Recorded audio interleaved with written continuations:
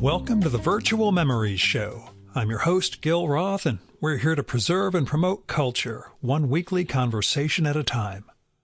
You can subscribe to the Virtual Memories Show through iTunes, Spotify, YouTube, Google Play, and a whole bunch of other venues.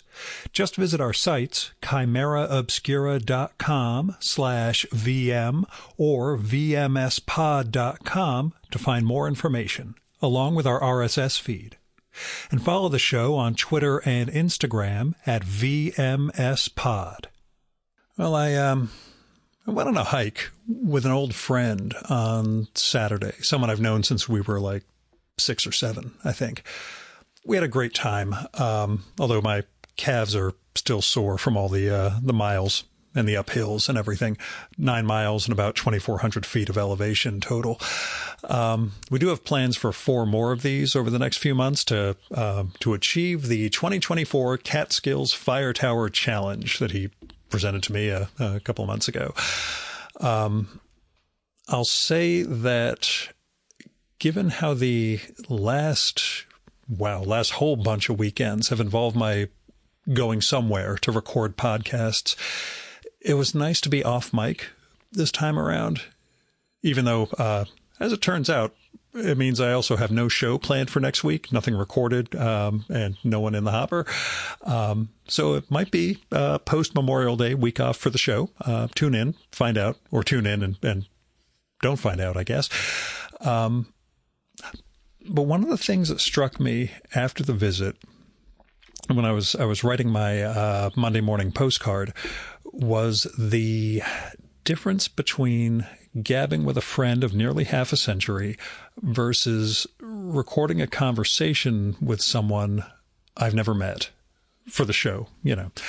And it's not just about the familiarity versus lack thereof, you know, alienness and all that stuff, because with a guest, especially with a new guest, someone I hadn't recorded with previously, there's a way in which I have to try to inculcate an almost immediate intimacy with them, with the podcast, I mean, to get them at ease, to get the conversation flowing. I can't just, I have to be a certain self, I guess. And contrary to what you might think or how natural it may sound in the moment, that is not a flip of the switch for me. The conversations themselves, once they get going, really energize me, but there's still a degree of, I'd say a sort of recreation of the self each time around. Whereas, you know, with my hiking pal, we can just ease back into so many past conversations and experiences. You know, that sense of continuity, even when there's a multi-year gap and we hadn't gotten together for quite a while, as opposed to this like de novo hour-long intensity of a new guest who may or may not have ever heard me speak. Some guests go do their research beforehand. They listen to some shows. Other ones have no idea who I am and what this experience is going to be. And I have to approach them in a way that not just, you know, keeps them from being uptight, but, you know, builds that sort of conversation that you guys dig. And as I wrote in that postcard,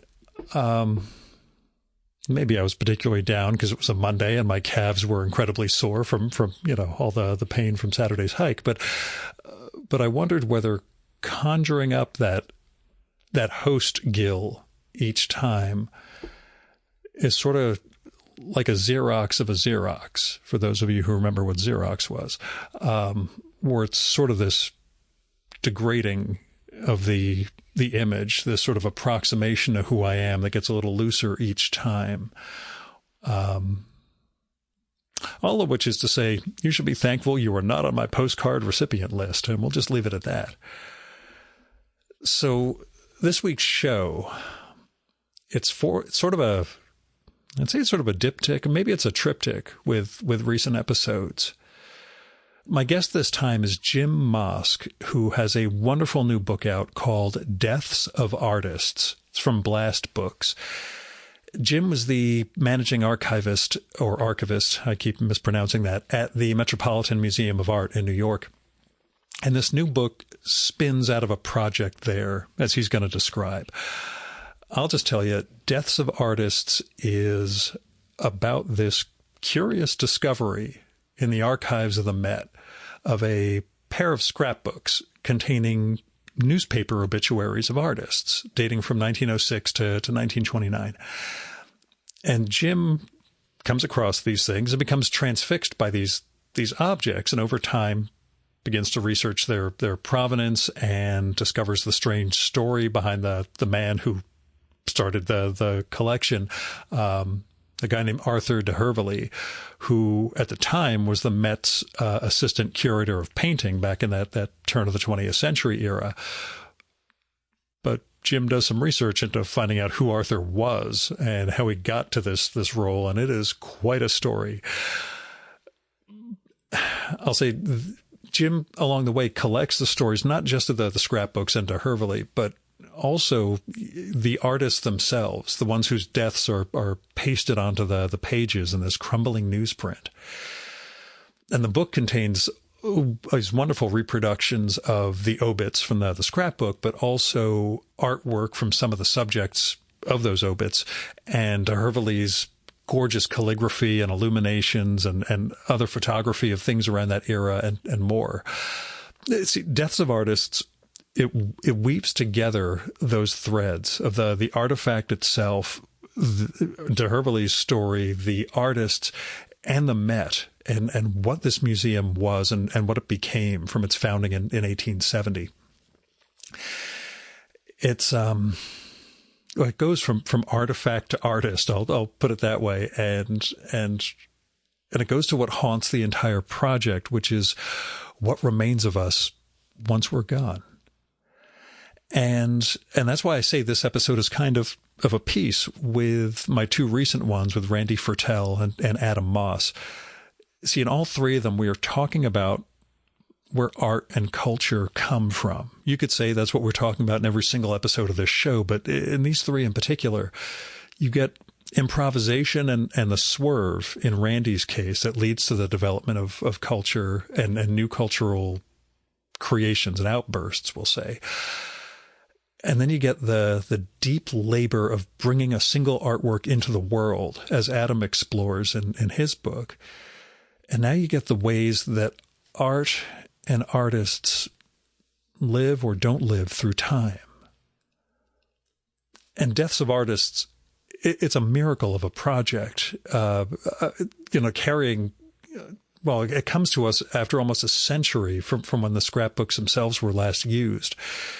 And Jim brings this beautifully written and well-researched story of not just where the art comes from, but, like I say, where it goes, and who some of these people were, and what it meant to be called an artist at another time, and what reputation means, which is something we'll also get into, that transitoriness of fame. And some of the artists who are in there are famous, like Rodin and Modigliani, but other ones are either they were briefly famous, or there are people who just somebody thought they might have been an artist, and that's why they ended up in the scrapbook. But anyway, we'll talk about all that. All I want to say is this book is a gorgeous production. The stories and theme are right up Virtual Memories alley. So go get Deaths of Artists from Blast Books by Jim Moske.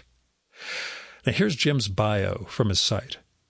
Jim Moske is an archivist and author based in New York City. He was managing archivist of the Metropolitan Museum of Art from 2008 to 2023, and previously was archivist of the New York Public Library.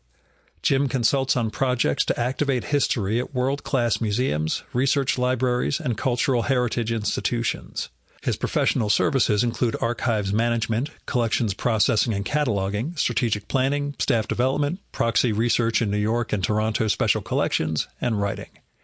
In his creative practice, Jim explores the visual qualities and unintended meanings of historical documents through research, writing, and picture making.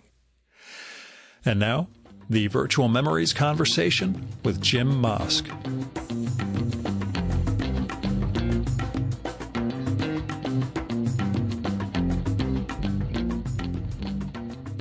So tell me about the origin of Death of Artists, and when you realized it was going to be a Vasari counterpoint. Sure.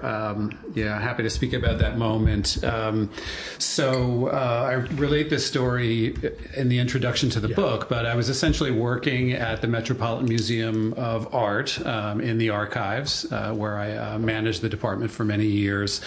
And I was doing research related to the museum's 150th anniversary, which was celebrated in the year 2020.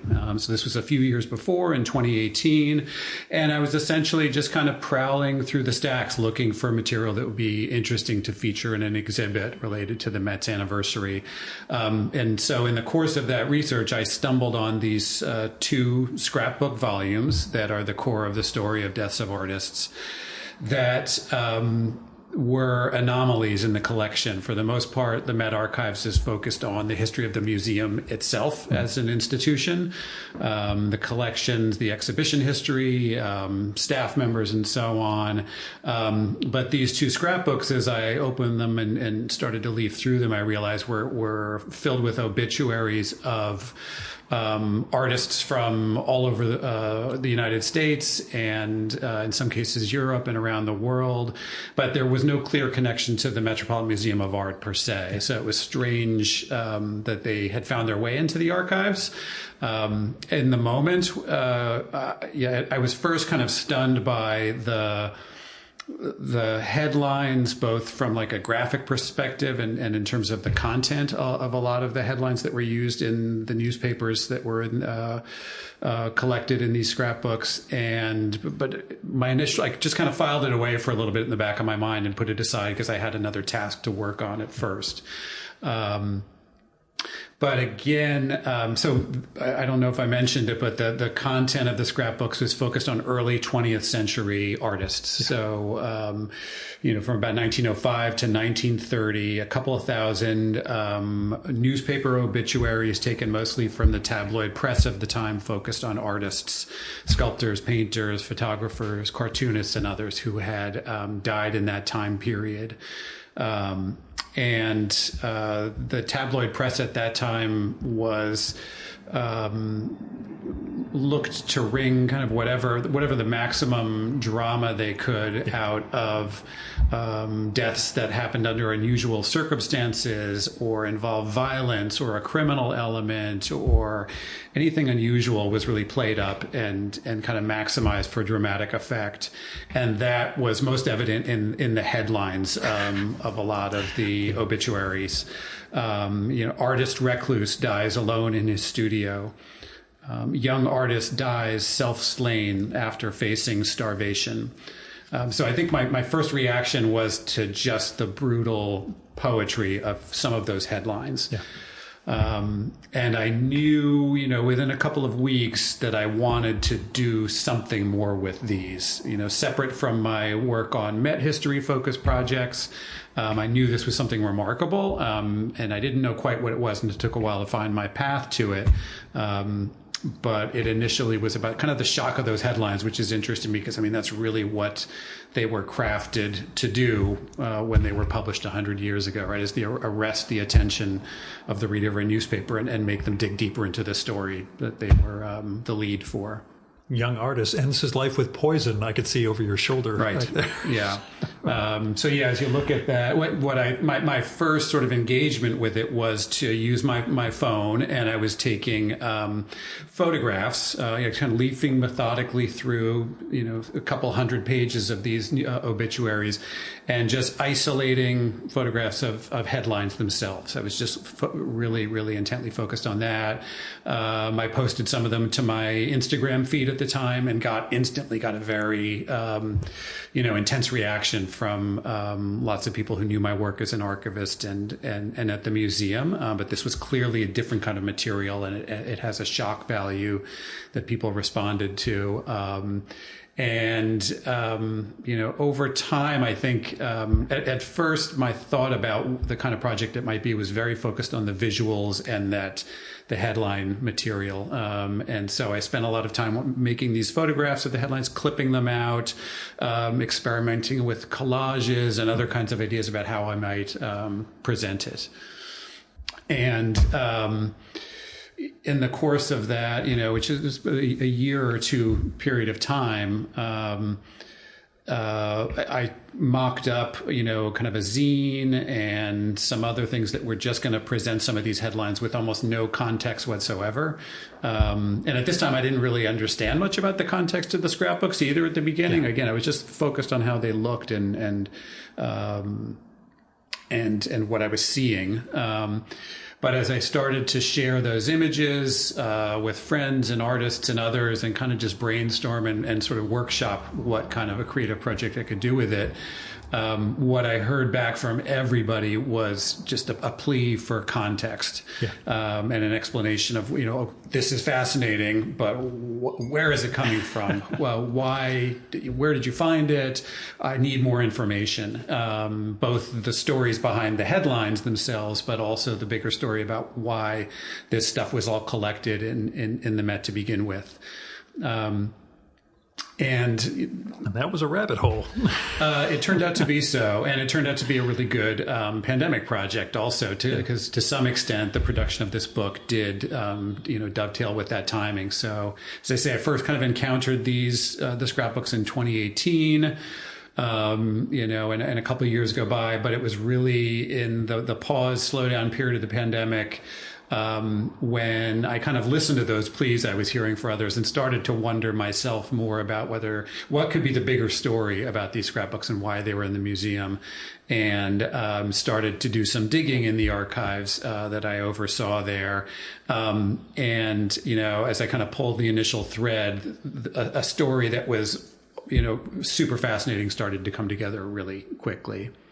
Which gets very well. You get the art, crime, identity, and the Met all tied together beautifully with this story of who was actually collecting these things and maybe why they were.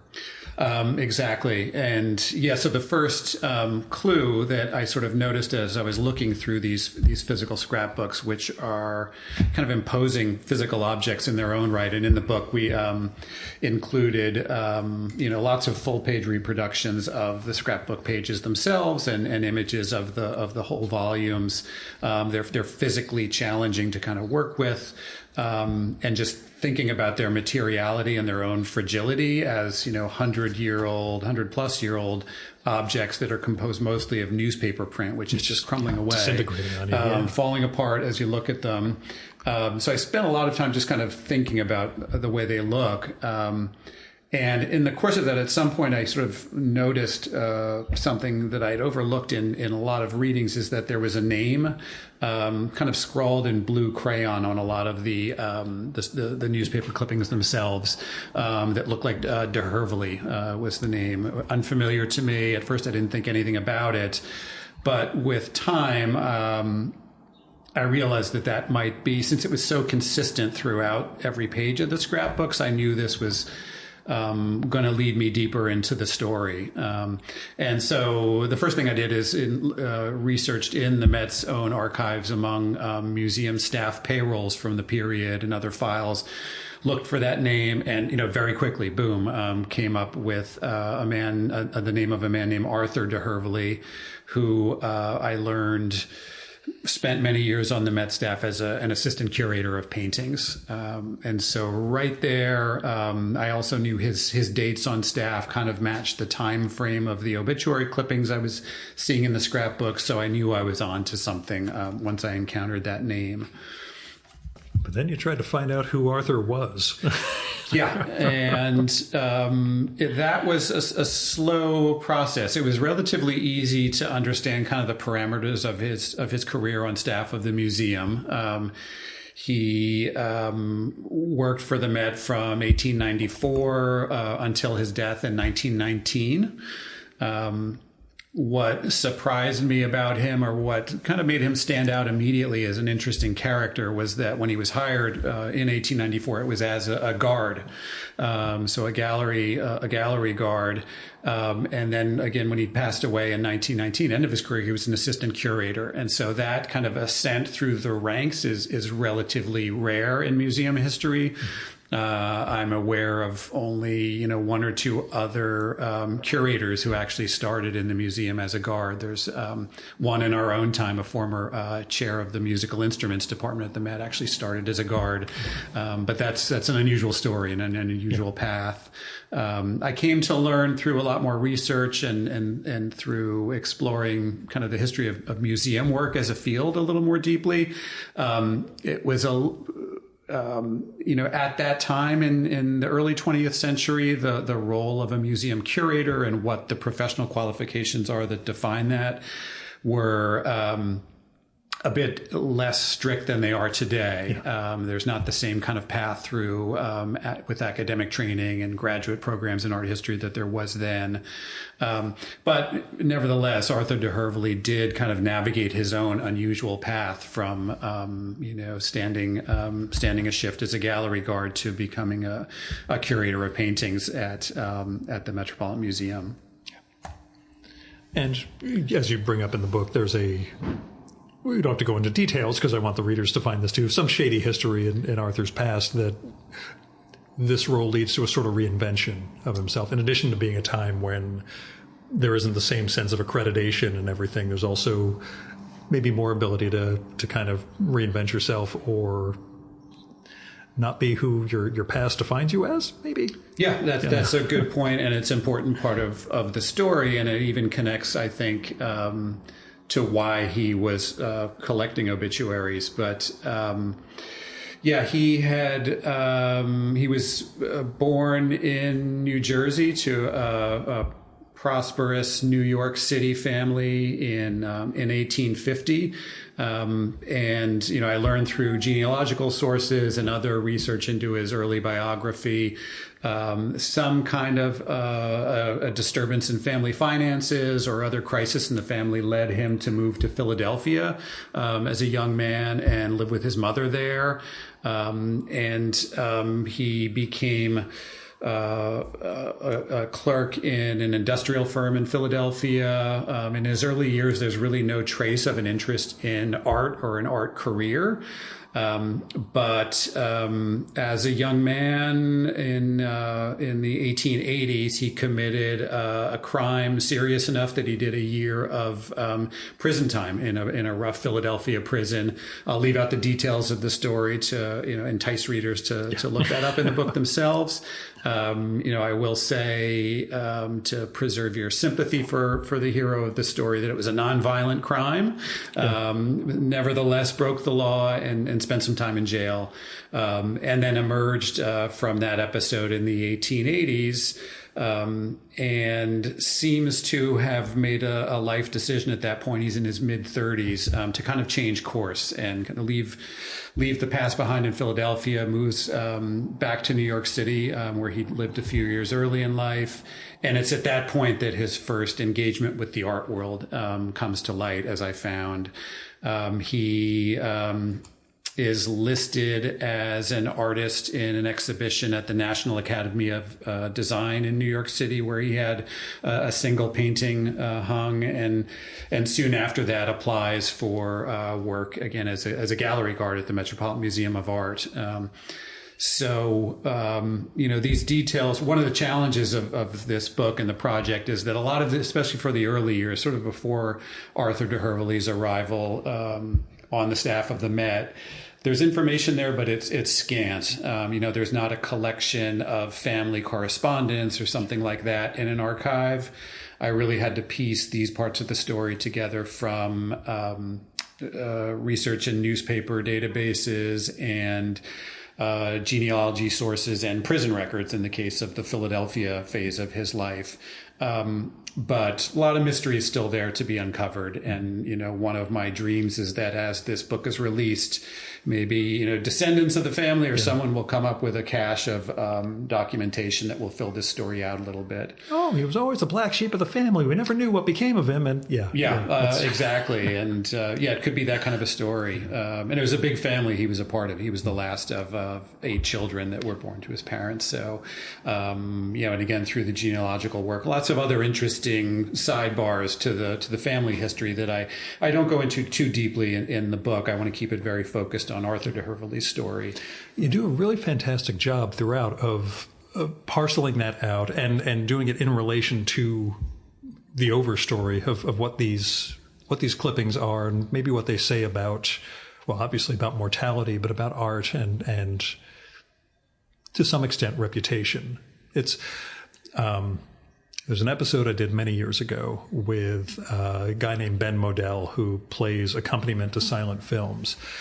And we talked about some of the work he does with the Smithsonian in terms of helping them identify certain silent movie pieces. They might have clips of something. He helps figure out, who was in these, what studio they may have been, etc. But he also talks a lot about people like Marcel Perez, who may have been the second most famous comedian behind Fatty Arbuckle. And 100 years ago, that meant a lot. But now, the people who know who Marcel Perez is a very, very tiny number. And seeing this in relationship to the obits that you have and maybe they weren't, famous in their time, but people who were, significantly well ranked who are afterthoughts now, who are captured here in this book, but aren't people we have on the tip of our tongue. As somebody who worries about, vanishing after death, I found the book very compelling in that respect, in terms of that take on artistic reputation, or just on memory, I suppose. Right. And then what it meant to have a source behind it all who you're trying to piece together also. Yeah, exactly. Yeah, one of the major themes is this the dichotomy in the creative field between fame and leaving a lasting impression on the culture at large and oblivion. Yeah. And I think that this was actually something that through the course of collecting obituaries, Arthur de Hervely began to think about himself and view his own past in that light. So in kind of piecing together his path to the project that's documented in the book, he joined the museum staff in 1894 as a guard. He was kind of a favorite of the museum's director at the time, and was quickly, recognized as someone with an art interest and some talent of his own as a painter and a calligrapher, and was kind of pulled up through the ranks to work as a bookkeeper in the administrative offices of the museum, and then to work on curating paintings. And it was in that last regard that I think his interest in obituaries as a tool to assist him in cataloging artwork was the genesis of the project, as far as I can tell. So he first starts collecting obituaries in 1906. It's right around the time that he's promoted to a curatorial position, and he specifically was assigned responsibility to assist senior curators with gathering biographical information about artists of that time who were included in the Met collection. And I think he just recognized in this era, before Google or other easy sources of information to find out about living artists, that newspapers and obituaries were a fruitful source of that data, that he could quickly get a lot of information about artists as they passed away.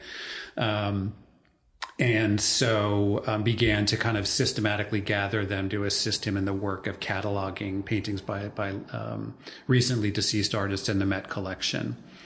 And I think what happened very quickly, though, is that he realized in kind of working with a news clipping service to help him find every possible artist obituary published at the time, it was a tiny fraction of them that documented artists who were at all renowned, or whose names would be recognized to a museum visitor or were represented in the Met collection. The vast majority of the obituaries were just kind of unknown people who, self-identified as artists, or who, their landlord said, "Oh, I think he's an artist. He's got a lot of paintings up there." Yeah. Lots of strange stories like that, and that was the majority of the people that were recognized as artists in the press at the time, and so. there was this, I think, moment in the course of collecting obituaries where he realized, these are useful for my work in cataloging, world famous masterpieces at the Met, but there's a much broader way, kind of a democratic view of the art community of his time and place that he realized he was kind of harvesting, that was telling a bigger story about the art scene than even the Met was able to do with its kind of micro focus on established names of successful masters. Sure. And at a time that I think you see the Met began 1870, right? The 150th anniversary was correct. Yeah. In the early 1900s, you're still building at that point. It's still building its own mission, I guess, as you put it, where they're still trying to figure out exactly what nobody knows who the artists are in the moment. And the very fact that you have like Modigliani and people like that who famous, completely misspelled when the obit comes out. So it's not like you could do some search nowadays and find these things unless you're looking for every alternate spelling that you're not thinking of. The degree of even the well-known artists not being well-known enough in their time or not being understood enough in who they were in those moments. How did you find the structure for the book and the format for it? I mean, you've got the wonderful use of the scrapbooks themselves as well as some of de Hervely's illuminated text, I guess. But how did the shape of this all come together for you? Yeah, so there's a lot of different elements there in terms of just kind of the narrative that's there. So one component of the story is that it's a biography essentially of Arthur de Hervely, and so there's sort of the through line of his life story, his arrival at the Met, his embarkation on the project of collecting artist obituaries, and then the story of how that changed over time for him leading up to his death. So that's sort of one through line. And then interspersed with that story are portraits of individual artists whose deaths are described in the scrapbooks themselves. And so I try to kind of interlace those. Oddly enough, kind of my inspiration for thinking about how to structure that is it's a book that is completely unrelated in a lot of ways, but it's Roberto Bolaño's 2666. For any readers who've worked through that very difficult book, the fourth section called "The Part About the Crimes," which is a really challenging read. But it uses this kind of intercutting of descriptions of very violent deaths with another sort of narrative current underneath. And I kind of thought about that because as I was working through reading the scrapbooks, thinking about how to present thousands of stories of artists dying, in many cases, some of them are violent. There's lots of suicides, lots of very intense, difficult stories. And how do you present that without overwhelming myself? I was just going to say, overwhelming is the exact word. Just sense of drowning under them. Yeah. And I mean, with Bolaño, you are overwhelmed, and that's part of the impact of the work and what he's presenting there.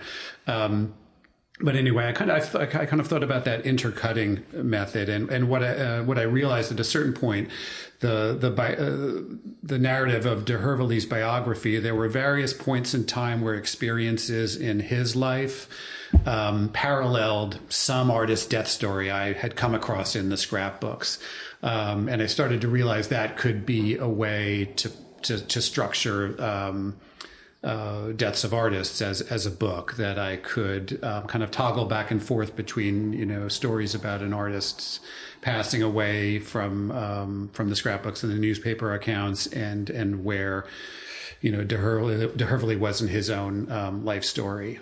So that kind of gave me the storytelling technique. The other piece that was important was the visual component of the book. So this book is packed with images of headlines, of artworks by artists, and images of the scrapbooks, and that gave me another kind of layer of rhythm and a way to just kind of break up the bleakness of the content in some ways. And for that aspect, I owe everything to the book's designer, Laura Lindgren, who is also with her husband Ken Sweezy, the publisher of the book. So Laura, in designing this, the publication, was able to come up with just a beautiful presentation of the material that, again, gives you the look and feel of leafing through the scrapbooks yourself, and also introduces a kind of an episodic flow to the book as a whole that in some ways to me like replicates the experience of reading a newspaper as well, where lots of different components and stories and sub stories that you're going to engage with, but in this case they're all revolving around the same essential theme. So all of that came together, slowly through lots of thinking myself, lots of talking with people about the project and the stories that I had and was engaging with. And then again, working with Laura on the visual piece. But I'm super happy with the way it came out. It's gorgeous to look at. It's a really wonderful production. Thank you. But once I got that, realized that kind of cutting back and forth between de Hervely's stories and artist stories was kind of working, it became, it sounds strange to say fun, to be looking for certain kinds of death stories, but it was sort of fun to write when I would think about one aspect of the biography I was relating, and then realize, yes, there is an artist who passed away in a way that echoes this story, and then I knew I had, a place to, a way to place that into the story. Yeah, so much of it, I A, love the book. B, have those moments of what Arthur must have been thinking in those moments as these clippings are coming in, and just partly saving all the ones that are there instead of, I'll throw out some of these, we only need one of artist X instead of, multiple, but what it meant to him as the project was coming, not the project, as this weird life work, I guess, underneath everything else he was doing, as it was occurring. You get at enough of his life that we can speculate a bit without having to have anything definitive. You sense that there's a person underneath all this. So yeah, it's wonderfully haunted, I suppose, not just by the artist, but by the hand that was gluing the pages down. But yeah, it's I'm old enough that when I started in trade magazines back in the 90s, we still had clipping services. I was in a business to business world, but we had these envelopes that would show up with newspaper clippings that we had to figure out what to use and what not to use in the magazine. So there are many things about this project that I understand anyone younger than me is not going to get, in terms of technology, that Google has become everybody's clipping service. But the understanding that there's so much that happens in a non-digital world that we're not catching necessarily. That's that was a fascinating piece of the story for me. So I'm by profession an archivist and have worked with historical documents and records and material of this sort from this time period for decades. So I was sort of aware of, newspaper clipping scrapbooks and even obituary scrapbooks as a genre, but I didn't know that much about the news clipping service business and was able to do a little bit of research into that business model and understand it better. And was able to present some of that in the book as well as kind of a sidebar story. But it is important to realize it wasn't Arthur de Hervely or even staff of the Met who were themselves systematically reading all these newspapers, but they were kind of outsourcing that work to clipping services that were, essentially like a human search engine of the day, staffed mostly by women who were probably very poorly paid, but spent the day reading newspapers and cutting them out. In a lot of ways, it sounds like kind of a cool job to me. It's maybe what I would have wanted to do back then. But I often wonder, what did they think about, the one client they had that told them anytime the words death and artist turn up together in a story, I want that one. They are an essential part of the story. Their names aren't known, but it's in a way I feel happy about that the book in some way kind of honors their work as information professionals and people in kind of an allied field to mine in the library and archives world. They did this special physical labor to create these two artifacts that have come to mean so much more than they could have imagined, I think, a century later. So my big question is, where did archiving begin for you? Or tell me about your career, I guess, is a broader way of putting it. Sure. I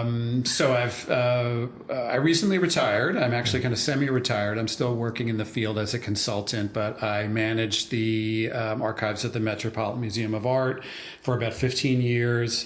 And before that time, for a couple of decades, worked as archivist at the New York Public Library and City University of New York and other, essentially in the research library and academic fields.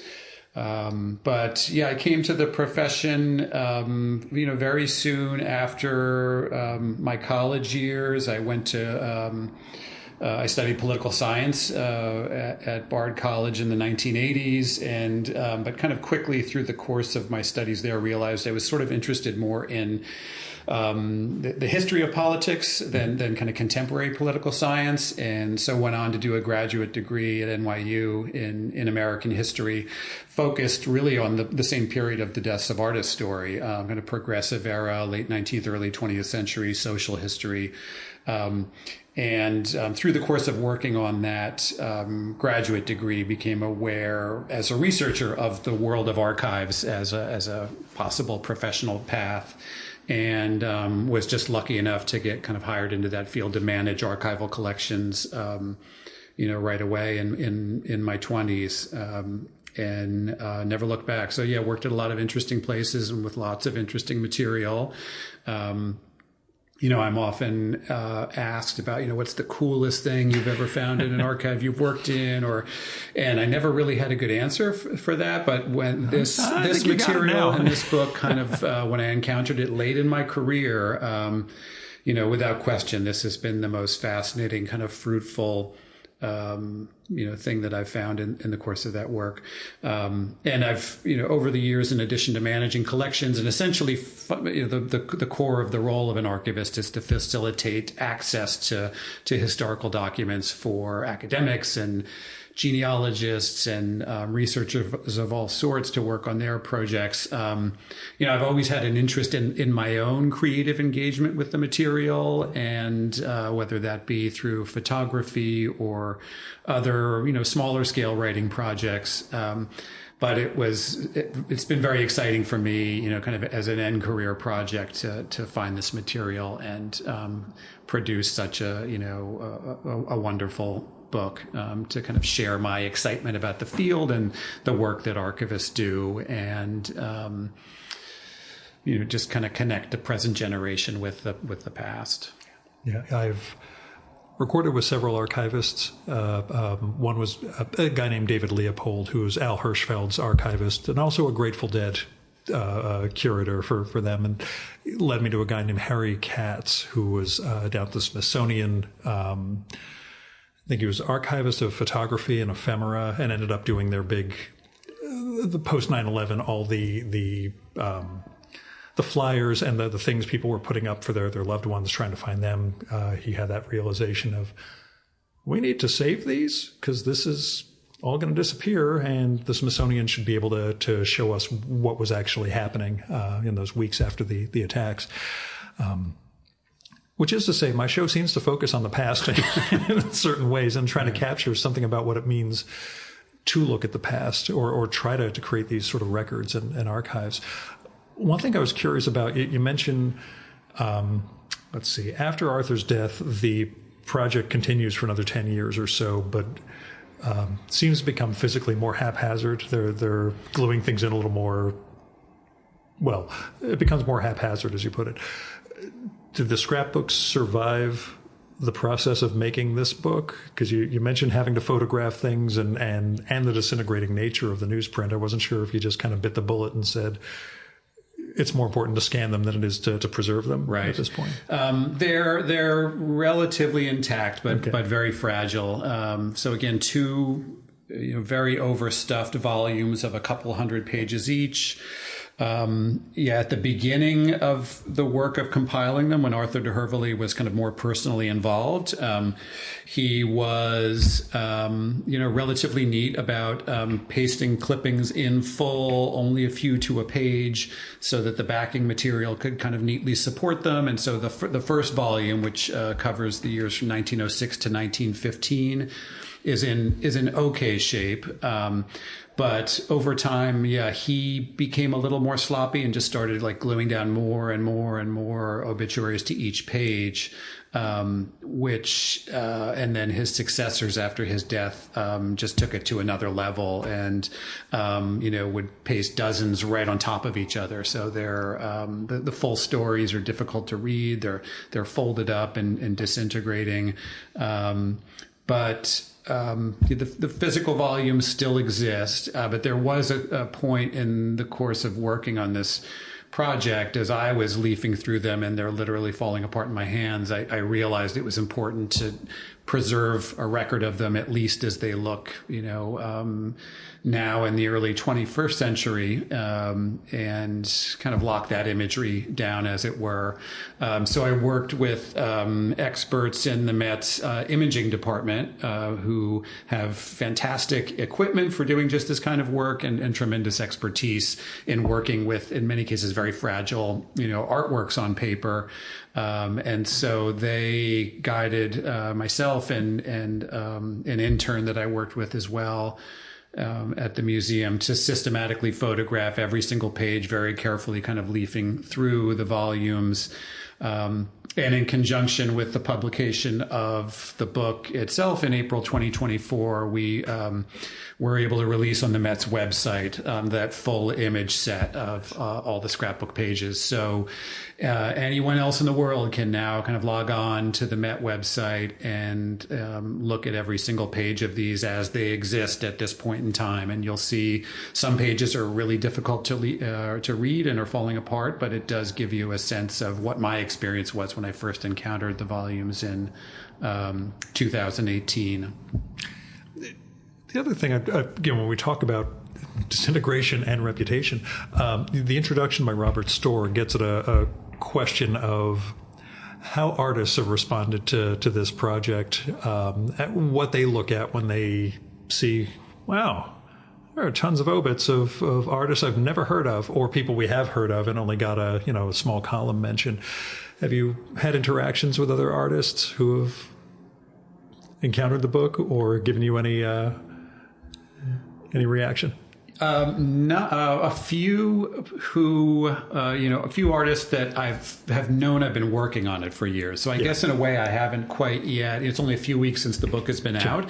So I haven't had kind of a fresh contact with an artist who I didn't know before, who's just looking at this out of nowhere. That'll probably happen after the show goes out, because I suspect artist friends of mine are going to, hey, wait a second, what's Gil talking about? But that's an interesting point. But throughout the course of producing the book, friends who are artists and others who have been inspiration in different ways have been part of the conversation with me that led me to create it. So it's, their knowledge of it goes back a ways. So it maybe speaks to a different question.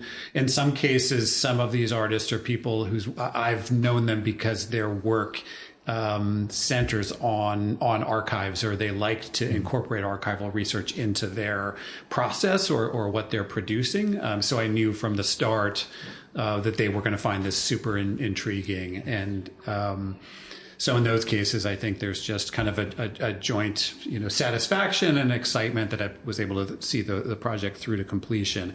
But I guess to date, I haven't quite had, that key conversation with someone coming to it fresh that gives me a new perspective on what it's all about. But look forward to it. You'll start hearing from them. But the genesis of this, as you mentioned, was working on that 150th anniversary celebration. Favorite era of the Met for you? Or is it a museum that you can really define like that? Right. Yeah, good question. So again, as archivist of the museum, I've been responsible for managing records related to the whole history of the institution. This period is important to me. As I say, I did graduate work kind of focused on early 20th century history. It's an interesting point in the museum's development because it kind of changes over a course of, say, 20 years from, the 1890s until about 1920. To go from relatively small in a global sense, kind of a minor museum with a relatively small collection and small numbers of visitors, it expands dramatically in terms of its collection and budget and building footprint to resemble something more like the Met that we all know today. So in that sense, it's an interesting story, and Arthur de Hervely's time on the staff is right through these years. Yeah. So that's a good one. Another interesting period, though, for me over time is the 1960s. Again, a lot of change impacted the museum field, and the Met at that point had a kind of a controversial and charismatic leader in Tom Hoving, who's an interesting person in the history of museums and how he kind of transformed. It was another transformative moment, I guess, for the Met, which in some ways was a little more inwardly focused in the 1950s and served kind of a traditional kind of art history focused and educated audience, and Hoving came in and really wanted to open it up to the masses and to become a tourist center. And again, thinking about the role that the museum and any museum plays in an urban setting as kind of an economic engine for a city. Hoving was kind of one of the early architects of that concept of what a museum could be in a city. And so that's an interesting moment, too, in history for me. It's just coincidentally from when we're recording, I was on the Met site this morning looking some stuff up and then had the little banner about how it's closed for 10 days because the Met Gala is coming. And I thought, yeah, oh, yes, that huge event that we, kind of forget takes place in a physical location that, the idea that it becomes a red carpet sort of scenario has always been funny to me. But there's one time I had a podcast nearby and was completely forgot about the date, and they'd already set up most everything. And that's right. The Met is this, Right. Do you have a favorite non-Met New York City museum?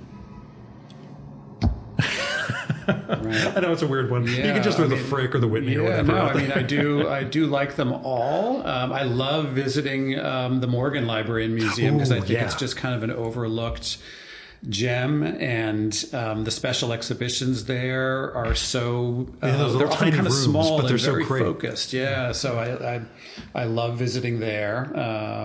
But yeah, I like them all. I'm a frequent museum goer everywhere. So. And your post-Met life? You say you're consulting. Is there anything you can kind of, without saying what you're working on? But, I'm working on archives projects. My main consulting gig right now is at the Met. I continue working on some very specific projects dealing with historical records there. And, thinking about other writing and creative projects. I'd love to do another book that delved into archives in the same way. I've got a couple different specific archival collections that I'm kind of thinking about and exploring with. The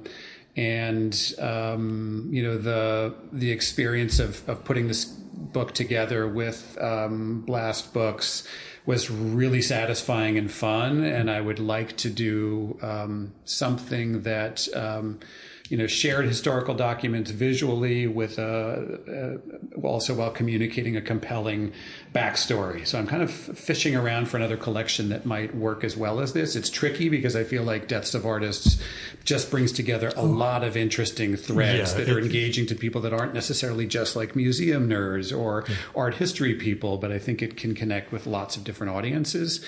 And so it's been a challenge to see, is there something else out there that works just as well? And I'm not sure, but I'm kind of looking around for that topic. I understand the don't force it vibe that, I don't want to shoehorn anything in because you really, it's not just that it's resonant in those ways, but that you manage to give each of those facets the right amount of attention throughout this. That makes it, and again, the visual presentation of it on top of all that makes it a wonderful project. Do you, obviously there's writing for a creative outlet. Do you have visual art, I'll say aspirations? I'm going to assume collage of some kind based on the archive thing. But yeah, a little bit. Do you make art is my question. Yeah. I enjoy photographing, and I was fortunate enough as an undergraduate student I studied at Bard College and was a student of Stephen Shore's, and he was hugely influential to me in thinking about creativity as an approach to life, really, and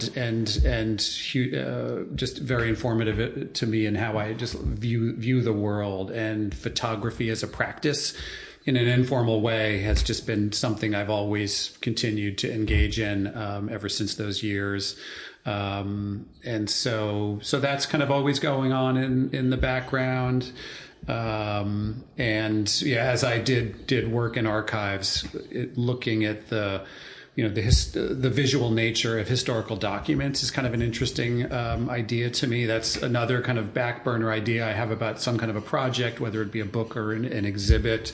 Throughout the course of my career, I've kind of kept a visual record of images of historical documents that are illegible.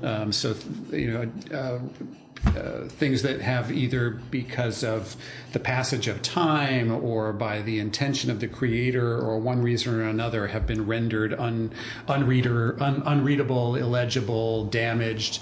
And I'd love to do some kind of a creative project presenting images of documents of that sort. And I've kind of developed a little archive of my own that I've been shepherding along through time. Not quite sure what that will be, but it's satisfying to me because there's a research component where I'm kind of looking around for looking through archives for things that really are what no one else would want, right? Most of historical researchers are there for the informational content of the records and what they can read and glean. But I'm I love it when I find something that its value in that sense is destroyed and over, and it's just a visual piece. Yeah, that's one component of it. How these things look as time passes, and that was, as we were speaking about it earlier, an interesting component of this of Deaths of Artists in the Scrapbook Project. My cognizance of the fact that these things are disintegrating, and by telling the story now and visually recording them for the internet, I'm freezing them at a point in time. But I can't help wondering, what the original volumes will look like in another 100 years or 200 years. They're really unsalvageable from a paper conservation standpoint. So that's, a poignant aspect of the project and what it's led me to think about.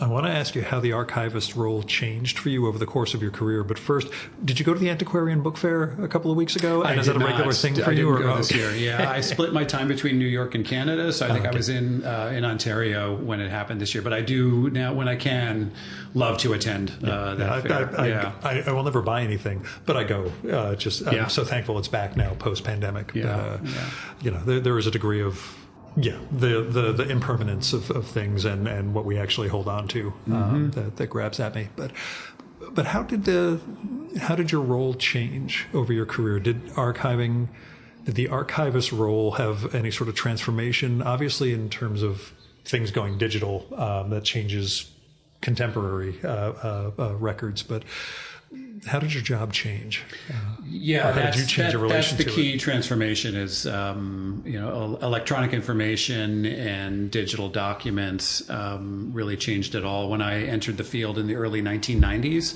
there was some sort of discussion in my training and early work at the time about email, and which was sort of just emerging. Yeah, we were just starting, and we knew it was going to fall upon archivists to deal with it, but it was just something out on the horizon that we couldn't really imagine how to work with yet. And so, over the 30 years I've spent in the field, that's been by and large the most transformative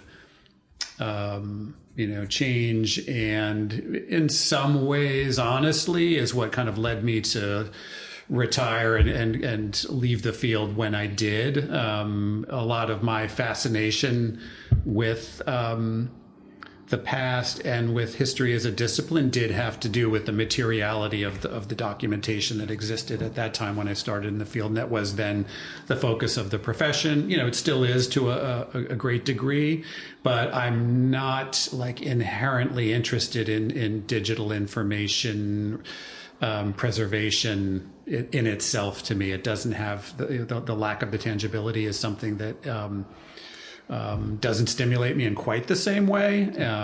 And at the same time as I've kind of worked in the field and become more of a manager and developing and mentoring young professionals working with the field, has been gratifying to me to see that there is a world of archivists and librarians who are fascinated by that aspect of the work and are ready to kind of take on the challenge of the digital age, because it needs to be done and needs resources and needs talented people addressing the problem.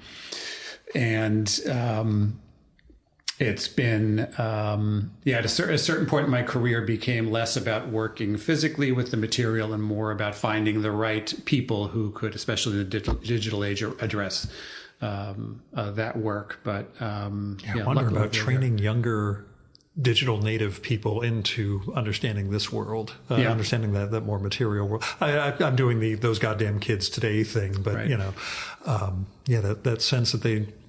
It's like that story. There's some Netflix show where huge hit, but apparently at some point somebody is developing film in a room and young viewers simply had no idea what was going on. Why was there a red light? What were they doing? Right. So, it's, again, trying to recreate not just understand, but recreate what the elements of the past were, or what the constraints were, I guess. Again, I just find endlessly fascinating. We don't have any Jim Moske archives, are there? Or do you pretty much purge as much as you can? Or I do. I'm not someone who, I don't really collect anything. And, although I've always been, a writer, photographer, have created things, I'm pretty relentless about what I save, live pretty lean and, not a lot in storage and in my life.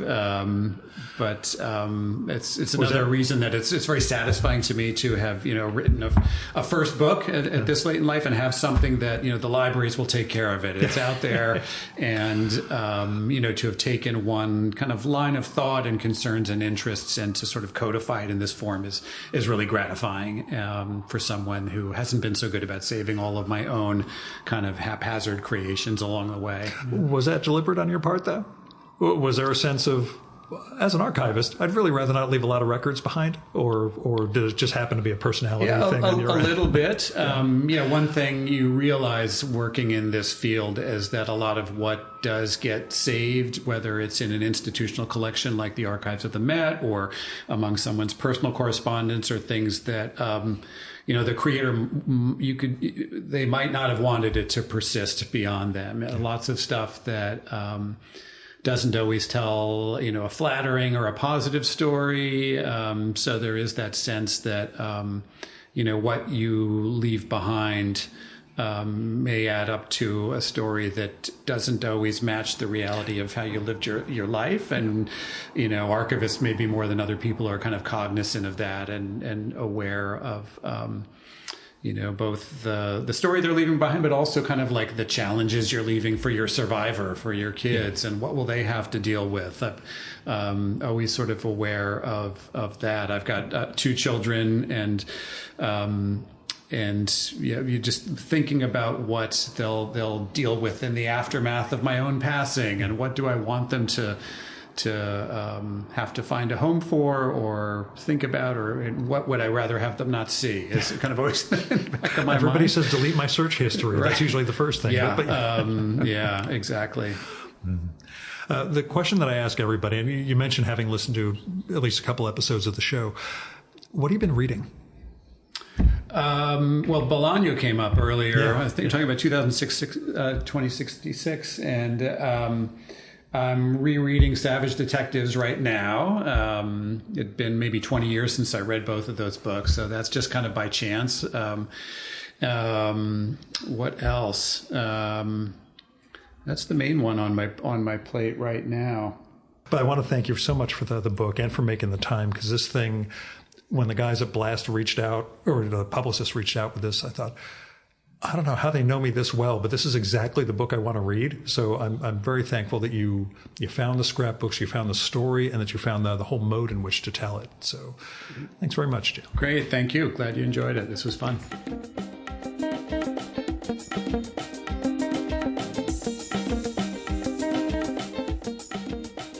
And that was Jim Moske. Go get Deaths of Artists. It's from Blast Books. It's an absolute treasure. I think we got across, what makes this book so special, but you also have to just see it. It's only about, I think, 120 pages or so, not a gigantic production, but you'll just fall in love with this thing. Also, check out Jim's site, jimmoske.com, for more about his writing, appearances, services, etc. And that's JimMoske.com.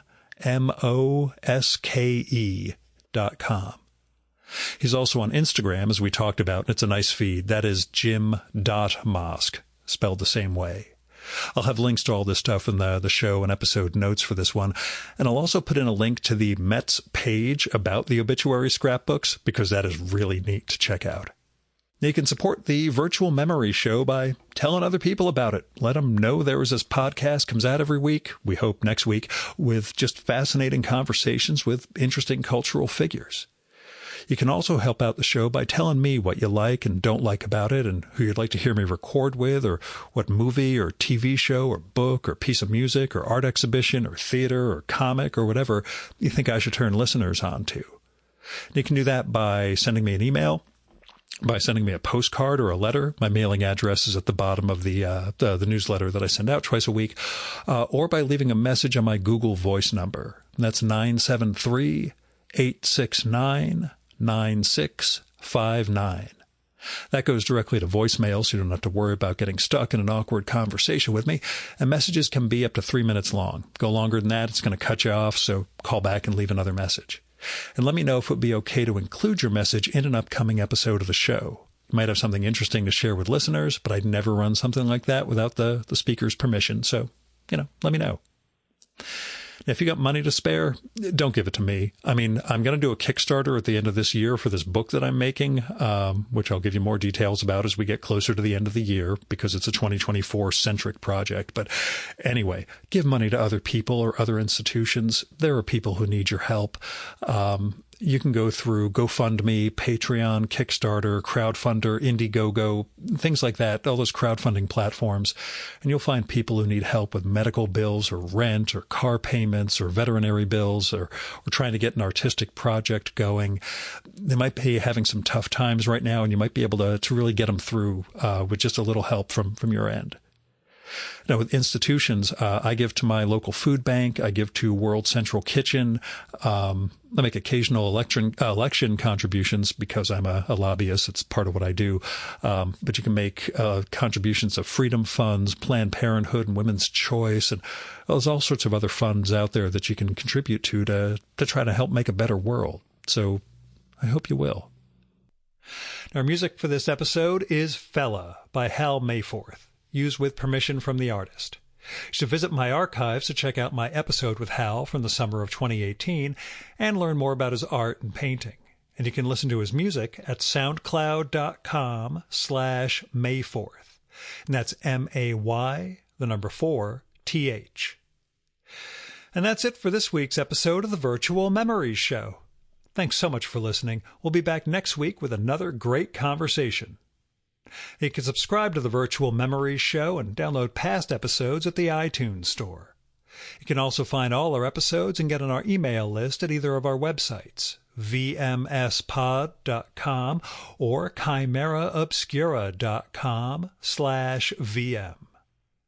You can also follow the Virtual Memories Show on Twitter and Instagram at vmspod, at virtualmemoriespodcast.tumblr.com, and on YouTube, Spotify, and TuneIn.com by searching for Virtual Memories Show. And if you like this podcast, please tell your pals, talk it up on social media, and go to iTunes, look up the Virtual Memories Show, and leave a rating and maybe a review for us. It all goes to helping us build a bigger audience. Now, you've been listening to the Virtual Memories Show. I'm your host, Gil Roth. Keep reading, keep making art, and keep the conversation going.